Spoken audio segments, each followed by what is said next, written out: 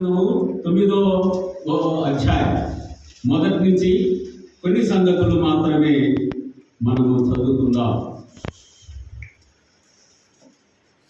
యోనాతానును బట్టి నేను ఉపకారము చూపుటకు సౌలు కుటుంబములో ఎవడైనా కలడాయని దావీదు అడిగి, సౌలు కుటుంబమునకు సేవకుడగు సీబాయను ఒకడు ఉండగా వారు అతనిని దావీదునకు పిలిపించేది. రాజు, సీబావు నీవే కదా అని అడగగా అతడు, నీ దాసుడనైన నేనే సీబాను అని. రాజు, యెహోవా నాకు దయ చూపినట్లుగా నేను ఉపకారము చేయుటకు సౌలు కుటుంబములో ఎవడైనా నొకడను శేషించి ఉన్నాడా అని అతనిని అడగగా, సీబా, యోనాతానుకు కుంటికాళ్ళు గల కుమారుడొకడు ఉన్నాడని రాజుతో మనవి చేశాను. అతడు ఎక్కడ ఉన్నాడని రాజు అడగగా, సీబా, చిత్తగించుము, అతడు లోదెబారులో అమీయేలు కుమారుడగు మాకీరు ఇంట ఉన్నాడని రాజుతో అని. అప్పుడు రాజైన దావీదు మనుషులను పంపి ఆ లోదెబారులో ఉన్న అమీయేలు కుమారుడగు మాకీరు ఇంట నుండి అతనిని రప్పించను. సౌలు కుమారుడైన యోనాతానుకు పుట్టిన మెఫీబోషెతు దావీదు వద్ద వచ్చి సాగిలపడి నమస్కారము చేయగా, దావీదు మెఫీబోషెతు అని అతనిని పిలిచినప్పుడు, చిత్తము, నీ దాసుడనైనా నేను ఉన్నాను అనేను. అందుకు దావీదు, నీవు భయపడవద్దు, నీ తండ్రి అయిన యోనాతాను నిమిత్తము నిజముగా నేను నీకు ఉపకారము చూపి నీ పితరుడైన సౌలు భూమి అంతయు నీకు మరలా ఇప్పింతును అని, నీవు సదాకాలము నా బల్ల యొద్దనే భోజనము చేయవలనని సెలవేగా అతడు నమస్కరించి, చచ్చిన కుక్కర వంటి వాడనైనా నా ఎడల నీవు దయచూపుటకు నీ దాసుడనగు నేను ఎంతటి వాడను అనేను. ప్రభుకు స్తోత్రాలు. ఈ మాటలు ప్రభు ఆశీర్వదించునుగాక. దయగలిగినటువంటి పరిశుద్ధుడా, స్తోత్రాలు. నీ వాక్యాన్ని గౌరవిస్తూ ఉన్నా, నీ వాక్యాన్ని ఘనపరుస్తూ ఉన్నా, నీ వాక్యము దగ్గర మేము భయపడుతూ ఉన్నా.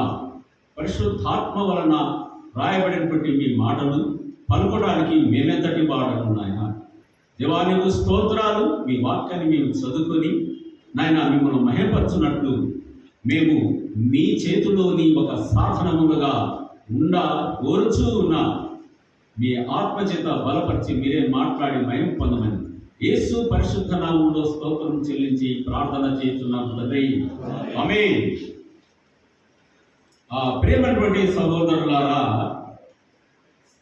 ఇక్కడ యోనాతానును బట్టి నేను ఉపకారము చూపుటకు సౌలు కుటుంబంలో ఎవడైనా కలడాయని దావీదుకు అడిగేను అనే మాట మనము గమనిస్తూ ఉన్నాం. సౌలు కుమారుడు యోనాతాను. దావీదు ఎవడు అంటే యెషై కుమారుడు. సౌలును తొలగించి దావీదును మరి ఆ జనానికి లేక ఇశ్రాయేలు జనానికి రాజుగా నియమించడానికి దేవుని యొక్క ఉద్దేశమై ఉన్నది అనేటువంటి మాట మనము గమనిస్తూ ఉన్నాం. అయితే యోనాతాను ఉన్నటువంటి దినాలలో యోనాతాను దావీదు యొక్క ఇద్దరి మనసులు పెనవేసుకొని పోయినాయి అని వాక్యం ఉన్నది. మాత్రమే కాదు, యోనాతాను దావీదును ప్రేమించినటువంటి వాడు, బహుగా ప్రేమించాడు. అంటే పెనవేసుకొని పోయినాయంటే అర్థం చేసుకోండి. అలాగున యోనాతాను ఎరుగు తన తండ్రి మరి అన్యాయంగా దావీదును తరుముతున్నాడని, దావీదు ప్రాణము తీయడానికి మరి తన తండ్రి పూనుకొని ఉన్నాడని మరి ఆయనకు తెలుసు. అందుకనే దావీదును ప్రేమించిన వాడు యోనాతాను. సౌలు తర్వాత రాజు ఎవరు కావాల న్యాయంగా అంటే యోనాతాను కావాలి. కానీ దేవుడు రాజుగా ఉండడానికి మరి దావీదును కోరుకున్నాడు. అట్లయితే కథ ఎలా ఉన్నది? రాజరికము ప్రకారం ఇశ్రాయేలీయులలో 2 గుంపుల వారు, 10 గుంపుల వారు ఒకరు, 2 గుంపుల వారు ఒకరు మరి రాజ్యము ఏలుబడి చేసినటువంటి విధానం మనకు తెలుసు. కానీ తండ్రి చనిపోతే కుమారుడు రాజుగా పట్టాభిషేకము చేయబడి వేలుతున్నటువంటి వారు 2 మరి తెగల వారిని మనం చూడగలం. ఒకటి మరి యూదా రాజ్యమని, తర్వాత ఒకటి ఇశ్రాయేలు రాజ్యమని మనందరికీ తెలిసినటువంటి విషయమే. కానీ ఇప్పుడు చూడండి, ఈ యొక్క ఏర్పాటు మరి అట్లా లేదు, అది ఇంకొక రకంగా మారిపోయింది. కారణం ఏంటంటే అది రాజ్యాంగము ప్రకారం ఆ నీతిని బట్టి, ఆ వరుస క్రమాన్ని బట్టి అలాగూ చేస్తూ వచ్చారు. అయితే ఇప్పుడు దేవుడు మరి దావీదును రాజుగా ఏర్పాటు ముందే చేసుకున్నాడు. సమయంలో ప్రకటన చేశాడు ఆ విషయాన్ని. ఇప్పుడు ఒకవేళ సౌలు చనిపోయే ఉంటే ఇప్పుడు యోనాతాను రాజు కావాలి, యోనాతాను రాజు కావాలి కదా మరి. అయితే ఇది దేవుని ఏర్పాటు కాబట్టి ఇప్పుడు దావీదు రాజుగా రావాలంటే ఇప్పుడు ఏం చేయాలంటే యోనాతాను ఉండకూడదు. గమనించండి, ఇది దేవుని కార్యం కనుక దేవుడు చేసేటప్పుడు అది కొన్నిసార్లు మనకు అర్థం కాదు. కాబట్టి ప్రియమైనటువంటి వాళ్ళారా, మరి అలాగున ఉన్నప్పుడు రాజు మరి దావీదు రాజుగా చేయబడ్డాడు. అవి ముందున్నాయి ఆ సంగతులన్నీ మనం చదవలేదు. చేయబడ్డాడు, ఇప్పుడు వచ్చాడు. ఆయన అంటా ఉన్నాడు, సౌలుకు మనమడు, యోనాతానుకు కుమారుడు. అంటే యోనాతాను సౌలు కుమారుడు. అయితే దావీదు ప్రస్తావించేటప్పుడు యోనాతాను చేసినటువంటి గొప్ప కార్యాలు ఉన్నాయి. తన నడికట్టు ఇచ్చాడు, ఇంకా రకరకాలుగా మరి ఇచ్చినటువంటి సంగతులు, ఖడ్గం ఇచ్చాడు, దుప్పటి ఇచ్చాడు. అది మొదటి సమూయేలు గ్రంథము 18వ అధ్యాయంలో మనం చూడబోతాం. కానీ దావీదుకు ఉన్నటువంటి ఒక విశేషమైనటువంటి ఒక సంకల్పం ఏంటిది అంటే, సౌలు కుటుంబములో సౌలు ఎలా లేడు, యోనాతాను ఎలా లేడు, అయితే కుటుంబంలో ఎవడైనా ఒకడైనా మిగిలాడా అంటే అతనికి నేను ఉపకారం చేస్తాను అని దావీదు పలుకుతూ ఉన్నారు. ఎవరిని బట్టి ఉపకారం చేయాలా? ఏమి సౌలు దావీదుకి ఏమన్నా మేలు చేశాడా? అనుక్షణము దావీదును చంపాలని 2 పర్యాయాలు బల్యాన్ని విసిరాడు. విసిరితే దేవుడు తప్పించాడు. ఆ బల్యం ఆయనను తగలేదు. అనేక సార్లు తరుముకున్నాడు. అడవులలో, ఎక్కడెక్కడో గుహలలో, మరి మనుషులు సంచరించినటువంటి స్థలాల్లో దావీదు పరిగెత్తుకుంటా పోయినాడు.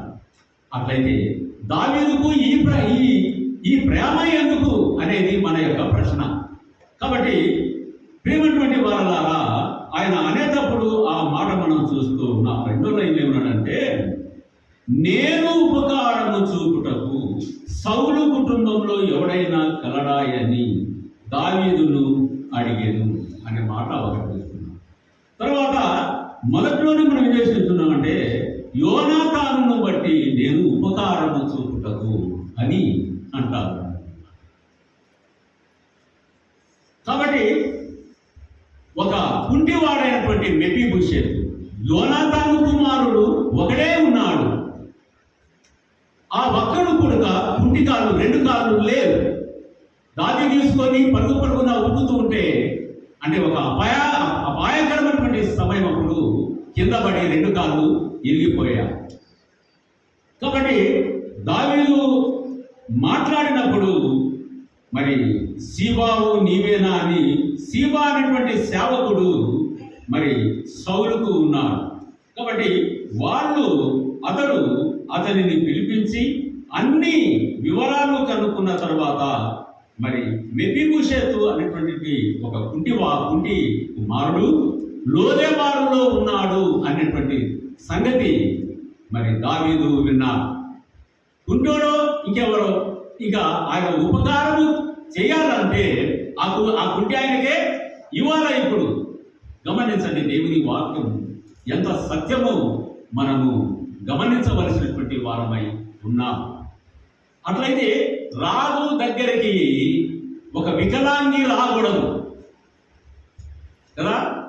కుంటోడో నడ్డోడో ఇట్లా ఏదో ఒక అంగవైకల్యము కలిగినటువంటి వారు రాజు సముఖములో కనబడకూడదు. ఇది రాజ్యాంగము ప్రకారము ఉన్నటువంటి ఒక చట్టము. అయినప్పటికీ దావీదు రాజు అవేమీ లెక్క పెట్టకుండా ఆ ఒక్కరిని రప్పిస్తారు. ఈ రాజు ఎంత దయగలవాడో మీరు ఆలోచన చేయాలి కదా. ఈ రాజు ఎంత దయగలవాడో, ఆయన సముఖములో కనబడకూడనటువంటి ఒక వ్యక్తి ఆ మెఫీబోషెతు. రాజకుమారుడే, రాజ్యవంశములో ఉన్నవాడే, రాజు యొక్క వైభవంతో పెరిగిన వాడే, అన్ని అంగులు ఉన్నాయి కానీ 2 కాళ్ళు లేవు అనే మాట మనం చూస్తూ ఉన్నాం. అదే రాజ్య చట్ట ప్రకారము ఏవి ఉన్నా కుంటోడు మాత్రం రాజు దగ్గర ఉండడానికి వీలు. అది ఆయన బల్ల దగ్గరికి తీసుకొచ్చుకుంటున్నారు. కారణం ఏమి అంటే యోనాతానుకు రుణపడినటువంటి ఈ దావీదు అనే మాట మనము జ్ఞాపకం చేసుకోవాలి. అనేక సార్లు దావీదు ప్రాణానికి అడ్డుపన్నవాడు యోనాతాను ఒక మంచి కుమారుడు అనే మాట మనము గమనిస్తూ ఉన్నాం. ఎలాగున్నా మరి కీర్తన గ్రంథంలో మరి కొంతమందిని మనం చూడగలం కదా. వారి కుమారుడు తండ్రి వలె దుర్మార్గానికి మరి పాలుతో పడకుండా మరి మరణాన్ని, శాపాన్ని తప్పించుకున్నటువంటి వారు కీర్తన గ్రంథంలో మనము చూడగలం. వాళ్ళు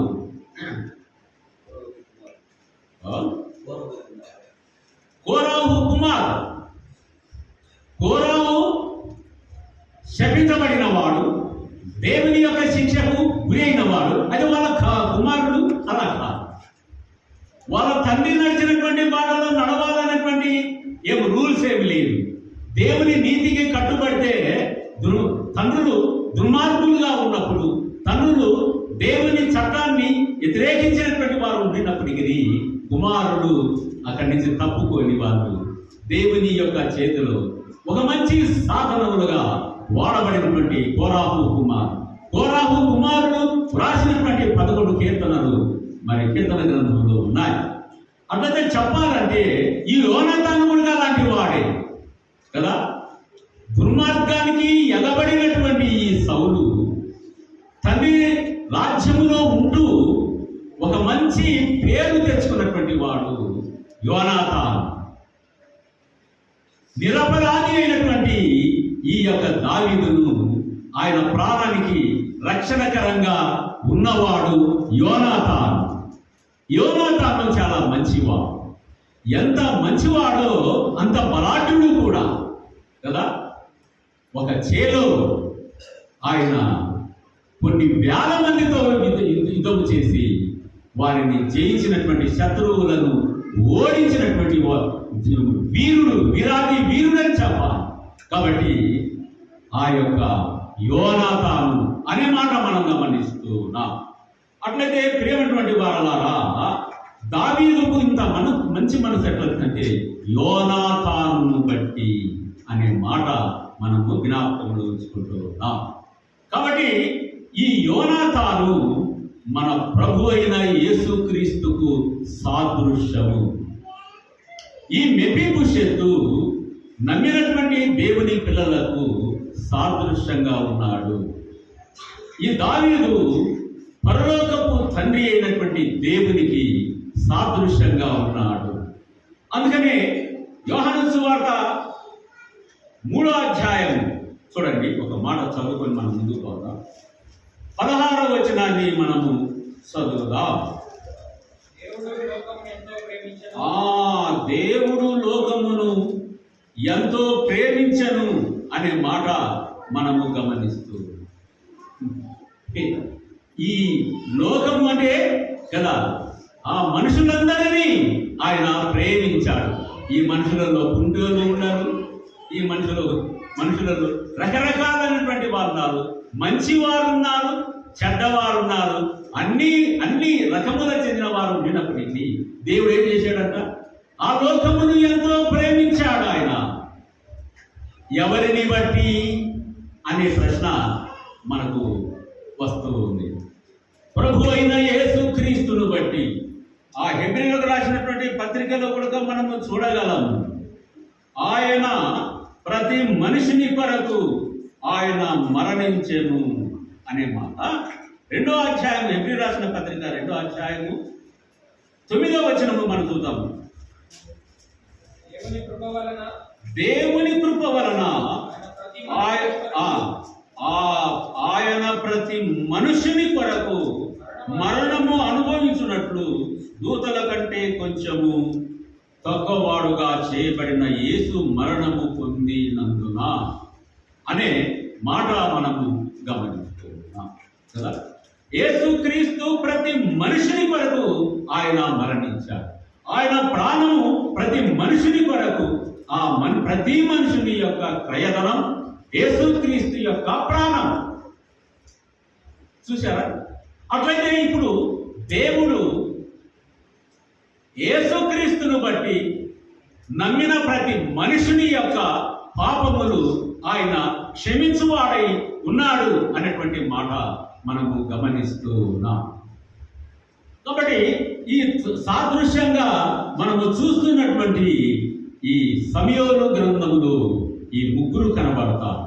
దావీదు కనబడుతూ ఉన్నాడు, సౌలు కనబడుతూ ఉన్నాడు, యోనాతాను కనబడుతూ ఉన్నాడు. ఇవాళ రేపు సంఘాలలో కొన్ని స్థలాల్లో వాళ్ళ తండ్రులు బాగా పర్వాలేదు, కానీ ఈయన ఎక్కడ ఉన్నాడు? ఈయన ఎక్కడ ఉన్నాడు? వాక్యాన్ని సరిగా గమనించండి. ఈయన ఎక్కడ ఉన్నాడు? ఎక్కడ రక్షింపబడ్డాడు?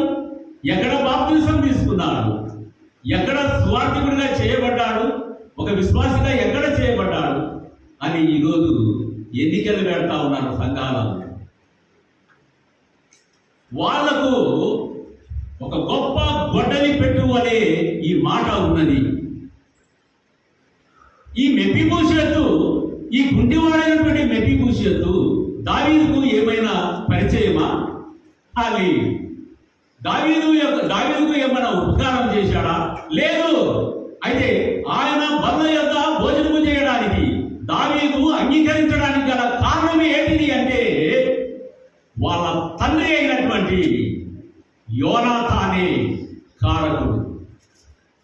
అందుకని దావీదు అన్నాడు, యోనాతానును బట్టి నేను ఉపకారము చూపుటకు సౌలు కుటుంబంలో ఎవరైనా కలడా అని దావీదు అడిగేను అనే మాట మనం చూస్తూ ఉన్నాం. ఇవాళ రేపు సంఘాలలో గలిబిలి రేపుతున్నటువంటి కొంతమంది ఉన్నారు, ఇక్కడ కాదు లేదు కదా. ఏమని గలిబిలి రేపుతున్నారంటే వారు ఉండడము వారికి ఇష్టం లేక, వాళ్ళు సేవలో కొనసాగడానికి వీళ్ళకి ఇష్టం లేక, ఏ విధము చేతనను వారిని త్రొక్కివేయవలనటువంటి ఆలోచన బహిరంగంగా చెప్పక ఇట్లా తిప్పి వీళ్ళు ఎక్కడ ఉన్నారు, ఎక్కడ రక్షింపబడినారు, ఎక్కడ బాప్టిజం తీసుకున్నారు, ఎక్కడ వస్తున్నారు, మనకేమో గుర్తున్నది, మనకేం తెలుసు అని మాట్లాడేవారు ఈరోజు సంఘాలలో లేచి సంఘాలను గలిబిలి చేసి సంఘాలను రోత పట్టించేటువంటి వారు అనేకులు బయలుదేరారు. ఈ వాక్యాన్ని తీసి ఎక్కడ పెడతారు చెప్పండి? దావీదు కంటే నువ్వు జ్ఞానవంతునియా?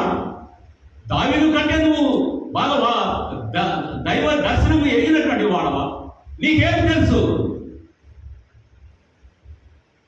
బైబిల్లో ఓనామాలు రాని వాళ్ళు కూడా ఈరోజు సంఘాల మీద తిరుగబడి సంఘాలను మరి చిన్నాభిన్నము చేసేటువంటి వారు ఈరోజు మరి బయలుదేరారు.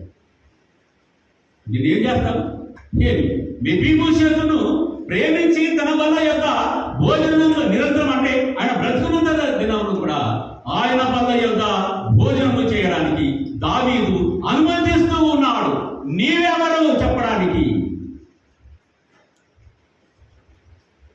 కాబట్టి ప్రేమటువంటి వారులారా, దేవుని యొక్క వాక్యాన్ని మనము అలా తప్పు పట్టకూడదు. ఎక్కడ రక్షింపబడితే నీకేమయ్యా? ఎక్కడ బాప్తిసం ఒక వ్యక్తి రక్షింపబడి తన పాపాలను ఒప్పుకొని ఒక పరిశుద్ధుడిగా చేయబడమే మనకు సంతోషం, సంఘానికి సంతోషం, మనమందరము సంతోషపడవలసినటువంటిదే. కానీ ఇంకొక రకంగా ఏదో ఒకటి ఏలు వంగబెట్టని ఎనపూస రాదని పెద్దలు లోక సామ్యం ప్రకారం అలాగా అనకూడదు. అలాంటి వాళ్ళు బయలుదేరారండి ఇప్పుడు కదా. కాబట్టి ఆ సంగతులు విన్నప్పుడు నాకు చాలా బాధ అయింది కదా. తన తండ్రి కుమారుల కొరకు తండ్రి చేసినటువంటి ప్రార్థన, ఆ కుటుంబము క్షేమము కొరకు తండ్రి పాటుపడినటువంటి ప్రయాస ఒక సంఘములో అది నిలిచి ఉంటది అనేటువంటి మాటకు ఇదే నిదర్శనం, దేవుని వాక్యము నిదర్శనం. కానీ అలాంటి వారు చాలా మందిని నేను చూశాను. గమనించండి, 18వ అధ్యాయం కూడా మనం చూద్దాం. చూడండి, ఆ మొదటి సమూయేలు గ్రంథము 18వ అధ్యాయం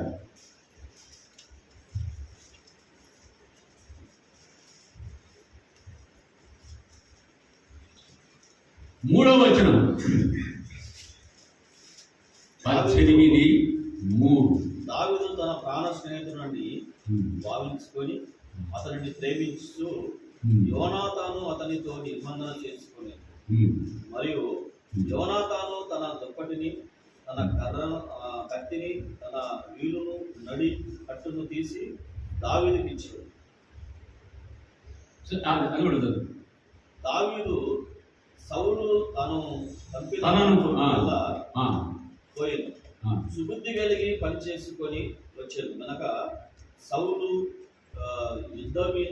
యోధుల మీద అతనిని నియమించెను. జనులందరి దృష్టికి సౌలు సేవకులు దృష్టికి దావీదు అనుకూలుడాయను. ఎంత మంచి రాజండి! రాజు కాక మునుపు ఉన్నటువంటి విషయం ఇది కదా. కాబట్టి ఈ 3వ వచనము, దావీదు తనకు ప్రాణ స్నేహితుడని భావించుకొని అతనిని ప్రేమించుచు యోనాతాను అతనితో నిబంధన చేసుకొనెను. మరియు యోనాతాను తన దుప్పటిని 1, తర్వాత తన కత్తిని 2, తర్వాత విల్లును 3, తర్వాత నడికట్టును తీసి దావీదుకు ఇచ్చాను. ఈ 4 వస్తువులు ఉన్నాయి. ఈ 4 వస్తువుల మీద మాట్లాడడానికి మళ్ళీ ఒక ప్రసంగం అయిపోతుంది. కాబట్టి మనము ఈ యొక్క యోనాతానును బట్టి దావీదు యొక్క ఉద్దేశం, దావీదు ఎంత మంచివాడో, యోనాతాను ఎంత మంచివాడో అనేటువంటి విషయాన్ని మనము గమనిస్తున్నాం. చూడండి, ఆ విషయాలు 20వ అధ్యాయం 15వ వచనం కూడా చదువుతాం. చూడండి, 20వ అధ్యాయం సమూయేలు గ్రంథము 20వ అధ్యాయము 18. మరియు యోనాతాను 15 తర్వాత 42 కూడా కాదు, అంటే అంతా లేదు. అది చదివిన తర్వాత మిగతా అక్కడ చదువుతాం. 15. అయితే నేను బ్రతికి నిండిన ఎడల ఆ, నేను చావకుండా యెహోవా దయచూపునట్లుగా ఆ, నీవు నాకు దయచూపక పోయిన ఎడలనేమి ఆ, నేను చనిపోయిన ఎడల ఆ. యెహోవా దావీదు శత్రువులను ఒకడైన భూమి మీద నిలవకుండా నిర్మూలన చేసిన తరువాత ఆ. నీవు నా సంతతి వారికి ఆ. దయచూపక పోయిన ఎడలనేమి ఆ. యెహోవా నిన్ను విసర్జించుగాక. ఆ. చూడండి తర్వాత 42వ వచనం కూడా చదువుతాం. అంతటా యోనాతాను ఆ, యెహోవా నీకును నాకును మధ్యను నీ సంతతికి నా సంతతికి మధ్యను ఎన్నటెన్నటికి సాక్షిగా నుండునుగాక. ఆ. మనమిద్దరము యెహోవా నామమును బట్టి ప్రమాణము చేసుకొని ఉన్నాము కనుక మనస్సులో నెమ్మది కలిగి పొమ్మని దావీదుతో చెప్పగా దావీదు లేచి వెళ్ళిపోయాను. యోనాతానును పట్టణమునకు తిరిగి వచ్చాను. వచ్చాడు. ఈ సందర్భాలు చాలా విశేషమైనటువంటి సందర్భాలండి. కాబట్టి ఇది యోనాతాను దావీదు మధ్యలో ఉన్నటువంటి కుదిరినటువంటి ఒప్పందాలు. ఈ ఒప్పందాలకు ఆయన రాజు అయిన తర్వాత కూడా అవి తీసుకొని ఆ సౌలు కుటుంబములు శేషించినటువంటి ఈ మెఫీబోషెతు అనేటువంటి మాట మనము గమనిస్తూ వచ్చా. అట్లయితే ప్రియమైనటువంటి వారలారా, మనం కూడా అనేక సార్లు కదా దేవుని దగ్గర ఒప్పందము చేసుకున్నటువంటి వారంగా దేవుని సన్నిధిలో మనము మరి సాగే వారంగా ఉన్నాం. కాబట్టి సౌలు దావీదు రాజైనంత మాత్రాన ఇవన్నీ మర్చిపోయిన వాడు కాదు కదా. ఇవన్నీ యోనాతాను పట్ల ఆయనకున్నటువంటి అభిప్రాయము, దావీదు పట్ల ఉన్నటువంటి యోనాతాను యొక్క అభిప్రాయము, వీరు వేరువేరుగా వీరు వాగ్దానాలు చేసుకొని ఒడంబడిగా చేసుకున్నటువంటి సంగతులను దావీదు ఎన్నడూ మరిచిపోలేదు అనేటువంటి మాట మనము గమనిస్తూ ఉన్నాం. ప్రేమటువంటి వారలారా, ఈరోజు మనం చేసింది అదే. ఇదే మాటలు బల్ల ఆరాధనలో కూడా మనకు సరిపోతాయి అన్నమాట కదా.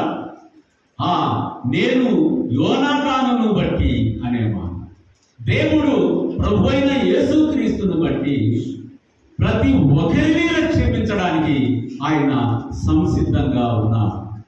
ప్రేమటువంటి వారలారా, ఆయన క్షమించువాడుగా ఉన్నాడు. కానీ నీ సంగతి ఏమి? నమ్మకుండా ఇంకా విశ్వసించకుండా ఉన్నటువంటి సోదరి సోదరుడా, నీ సంగతి ఏమి? యోనాతాను, దావీదు, అలాగనే సౌలు వీరందరినీ తీసి పక్కన పెడితే నా సంగతి ఈరోజు నా సంగతి ఏంటిది అనేటువంటి మాట మనము ఆలోచన చేయవలసినటువంటి వారమై ఉన్నాం కదా. నీ కొరకు ఆల్రెడీ ఎప్పుడో 2000 సంవత్సరాల క్రితమే ప్రభు అయిన యేసుక్రీస్తు మొత్తము బాకీ అంతా చెల్లించాడు. పుట్టబోయే వారికి, పుట్టిన వారికి కదా, ప్రతి మనుషుని కొరకు ఆయన చనిపోయినటువంటి మాట మనం గమనిస్తూ ఉన్నాం. 2000 సంవత్సరాలకు ముందు అంటే క్రీస్తు పూర్వము చనిపోయినటువంటి భక్తుల యొక్క సంగతి ఏమి అంటే వారి కొరకు కూడా ఆయన ప్రాణము పెట్టాడు అని వచనం మాట్లాడతాము కదా. అప్పటికి రాలేదు కదా ప్రభు. అప్పుడు ప్రభు భూలోకానికి రాలేదు, ఆయన సిలువ ఎక్కలేదు, సిలువలో మరణించలేదు కదా. అదే పూర్వీకుల సంగతి ఏంటిది అంటే బలులు అర్పించబడుతూ ఉన్నాయి కదా. ఈ బలులు ప్రభు అయిన యేసుక్రీస్తు యొక్క సిలువ మరణానికి మరి ముంగుర్తుగా ఉన్నాయి. అట్లయితే ఇంకా రాయబడింది ఏంటంటే ప్రకటన గ్రంథం లేకపోతే జగత్తు పునాది వేయబడక మునిపే అనేటువంటి మాట మనము గమనించాలి. అంటే ప్రతి మనిషిని కొరకు కదా. ఆదాము ఉన్నప్పుడు వీళ్ళందరూ ఉన్నారా? లేదు. అదే ఆదాముకు చర్మపు చొక్కాయలు ఎలా వచ్చాయి గమనించండి, ఆలోచన చేయండి. ఆదాముకు చర్మపు చొక్కాయి ఎలా వచ్చింది? అప్పుడు ఆదాము అవ్వ వాళ్ళిద్దరే ఉన్నది. అప్పుడు చర్మపు చొక్కాయి ఆ మరుగున ఉన్నటువంటి ఆ యొక్క పశువు లేకుండా మరుగున ఉన్నటువంటి ఆ జంతువు అనుకోండి, జంతువులేమీ కాదు అవి, బహుశా గొర్రె అయినచ్చు, లేక పొట్టేలే అయినవచ్చు, లేక ఎద్దు అయినా అయిండవచ్చు కదా. కాబట్టి ఇవి పవిత్రమైనవి. అట్లయితే ఆదాము అవ్వల యొక్క దిగంబరత్వాన్ని శాశ్వతంగా మరి కప్పి ఉంచడానికి ప్రభు అయిన దేవుడు చేసినటువంటి ఒక గొప్ప ప్రణాళికతో కూడినటువంటి చర్మపు చొక్కాయిలని మనము ఆ 3వ అధ్యాయంలో మనం చూడగలం. ఆది కాండంలో మనం ఆ మాటలు మనం చూడగలం. ఇది మనం ఎరిగినటువంటి విషయాలు కనుక అట్లయితే ఆ జంతువు ఏది కదా? ఆ జంతువు ఏది? ఆదాము తర్వాతనే ఈ జనాంగం అంతా కనబడుతున్నారు కానీ అదే మారు మనసు లేకుండా నిత్య నాశనానికి వెళ్ళిపోయిన వాళ్ళు ఎందరో ఉన్నారు.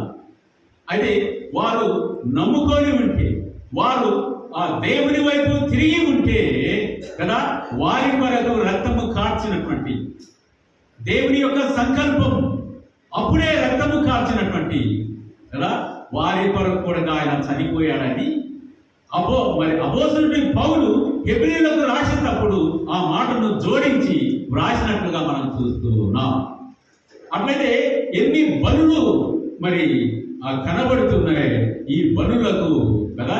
ఈ బలులన్నీ ప్రభు అయిన యేసుక్రీస్తు యొక్క మరణానికి సాదృశ్యంగా ఉన్నది అనేటువంటి మాట మనము గమనిస్తూ ఉన్నాం. సోదరి సోదరులారా, నేటికి ప్రభు అయిన యేసుక్రీస్తును నమ్ముకున్నావా కదా? నమ్ముకున్నావా? సిలోహులో కూడా ఈరోజు నేనే వాక్యం చెప్పాను కనుక హెబ్రీయులకు పేతురు రాసిన పత్రిక 2వ అధ్యాయం మీద మేము మాట్లాడాము. బాగానే ఉన్నది, ప్రసంగం బాగానే ఉన్నది. నేను అనుకుంటూ ఉన్నాను ఆ ప్రసంగం ఏడ దేశంలో బాగుంటుందని.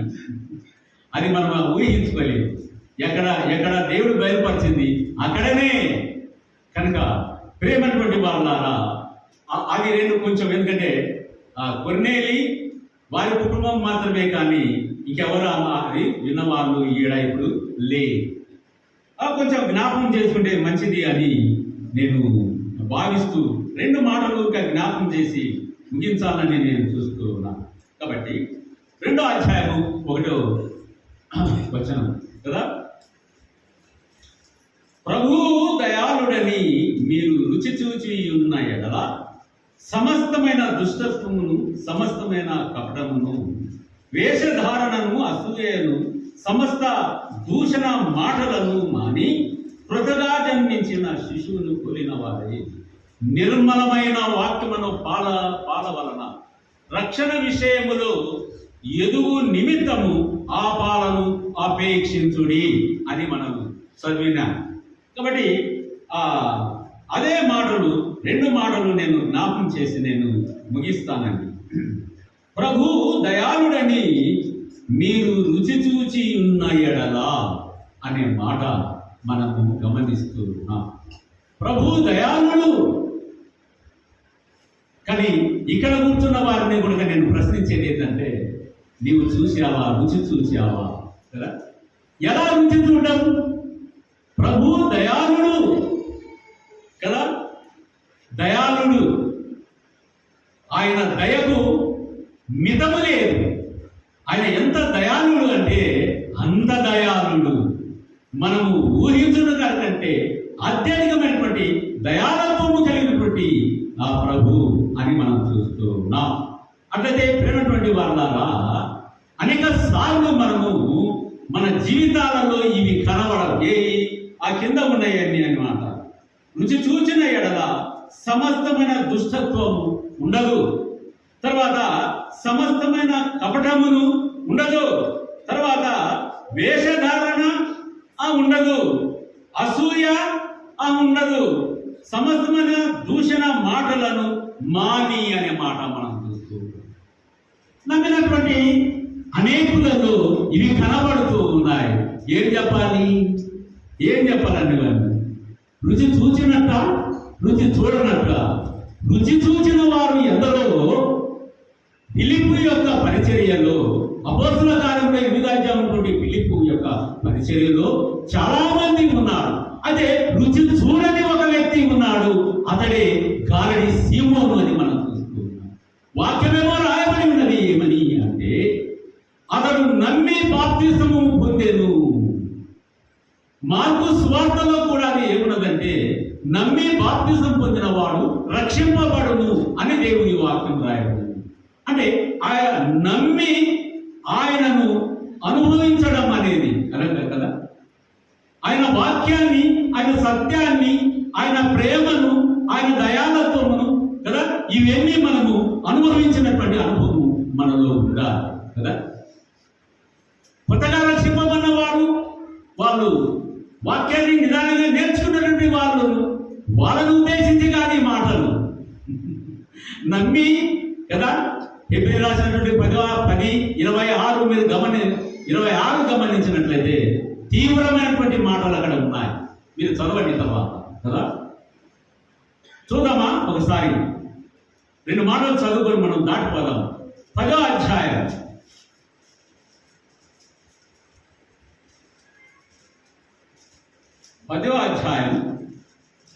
26వ వచనం.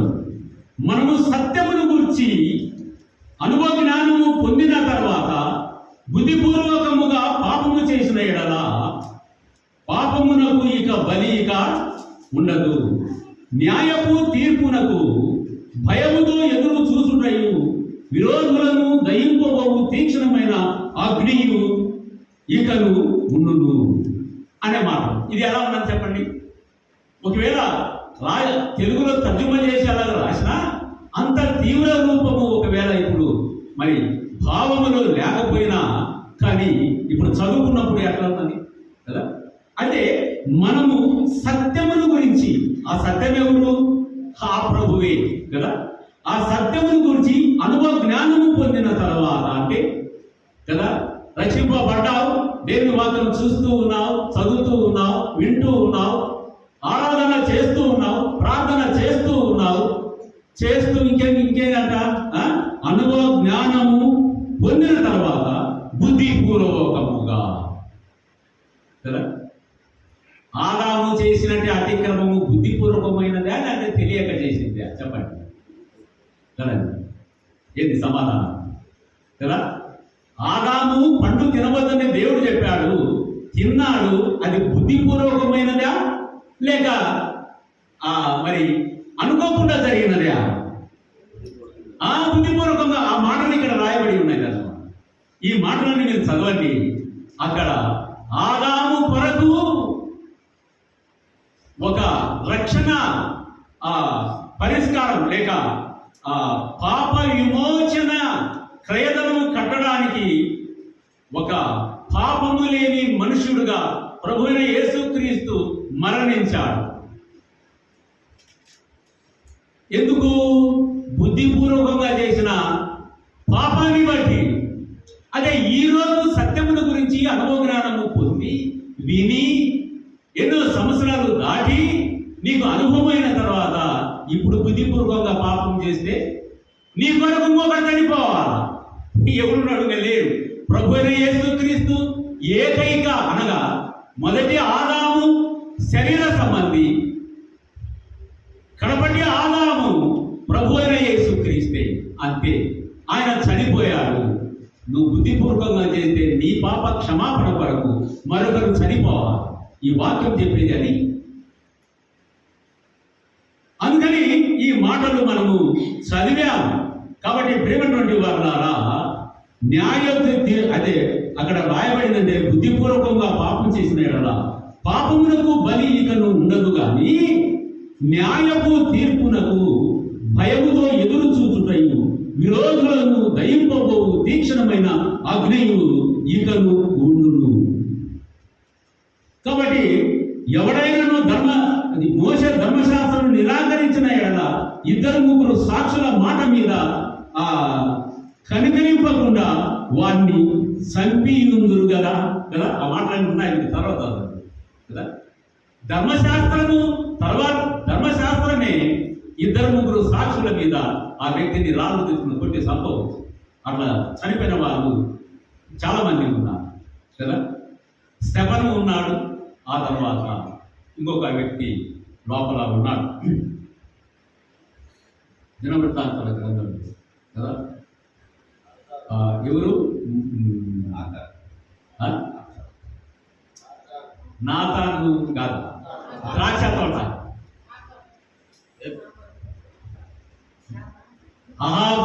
అహాబు అతని ద్రాక్ష తోటను చంపించి ద్రాక్ష తోటను నాబో రైట్, నాకు జ్ఞాపకం రావడం. నాబోతును కూడా అదే, నీకెందుకయ్యాను నీ సంగతి అట్లా పక్కన పెట్టు, ఆ సంగతి ఏదో నాకు ఇడుస్తూ నేను చూసుకుంటాను అన్నదా. ఎవరు? ఆయన భార్య కదా, రాజు భార్య ఆ మాట అనడం మనం చూస్తూ ఉన్నాం. సరే, అది ఇచ్చిపెడతాం. కాబట్టి ఈ రీతిగా ఉండగా మనం సత్యమును గురించినటువంటి విషయములు బహు జాగ్రత్తగా ఉండవలసినటువంటి ఆవశ్యకత మనకు ఉన్నది. కాబట్టి ప్రేమటువంటి సహోదరులారా, నీ కోసము నా కోసం ఇంకా పుట్టబోయే వారి కోసం కూడా ఇది ఎంతకాలం, ఈ కృప అనేది ఎంత కాలము అంటే యేసుక్రీస్తు మరలా మధ్యాకాశానికి వచ్చేంత వరకు, సంఘం ఎత్తబడే వరకు ఈ కృప ఉంటుంది కదా. వాళ్ళు రక్షింపబడితే ప్రభు వారి పేర్లు జీవగ్రంథంలో రాసుకునేట్టు వారిని రక్షించడానికి సిద్ధంగా ఉన్నాడు అనే మాట ఈ మెఫీబోషెతు యొక్క విషయంలో మనము గ్రహిస్తూ ఉన్నాం. అట్లయితే నేటికి ప్రభు నమ్ముకోలేదా సోదరుడాన్ని నమ్ముకోలేదా? ఇంకా చిన్న వయసులే అనుకుంటున్నావా? లేదు పెళ్ళైన తర్వాత నమ్ముకుందాంలే అనుకుంటున్నావా? పెళ్ళైన తర్వాత కొంచెం ఇంకా సెటిల్ అయిన తర్వాత నమ్ముకుందాం అనుకుంటున్నావా? రేపేమి జరుగుతుందని నీకు తెలియదు అనే మాట మనం గుర్తు. లేదా ఇంకా పాపములో నీవు కొనసాగుతూ ఉన్నావా? జాగ్రత్త. 10:26 నువ్వు జ్ఞాపకం చేసుకోవాలి. ఎంత కాలమైంది నువ్వు రక్షింపబడి, ఎంత కాలమైంది బాప్తిసం తీసుకొని, ఎంత కాలమైంది దేవుని వాక్యం వింటూ, తెలియదా? ఇంకా ఆ భాగాన్ని నువ్వు చదవలేదా? ఇంకా పత్రికలు ఉన్నాయి, ఇంకా చాలా దానికంటే కదా, పత్రికలు చాలా సంగతులు ఉన్నాయి, యోహాను పత్రికలు. కాబట్టి ప్రేమతో సోదరి సోదరుడా, ఒకవేళ నీకు అర్థం కాకపోతే ఈ రోజైనా నువ్వు అర్థం చేసు. రేపేమి సంభవిస్తుందో నీకు తెలియదు. కానీ నా బల్ల యొద్దనే భోజనము చెమ్మని మెఫీబోషెతుతో మాట్లాడినటువంటి ఈ దావీదు ఉన్నాడా? ఆ దావీదు కూడా లేడు కదా. ఆయన గతించి తన కాలము ప్రకారం ఆయన ప్రభు దగ్గరికి చేరుకున్నాడు. కానీ నీ సంగతి ఏంటిది? ఎవరైనా కానివ్వండి, వాక్యం ముందు ఎవరు నువ్వు నేనంటూ లేదు, నేనైనా నువ్వు అయినా అంతే. కాబట్టి మనము అసలు ప్రభు సంఘంలో మనం ఉండడానికి కనుక మనం తగం.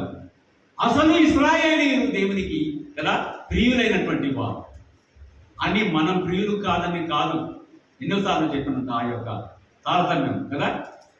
ఇశ్రాయేలీయులు అయితే వారు అంగీకరింపని వలన అన్యజనుల దగ్గరికి సువార్తను తీసుకొని మరి క్రొత్త నిబంధనలు మరి పౌలు శీలలు బయలుదేరి వెళ్ళారు.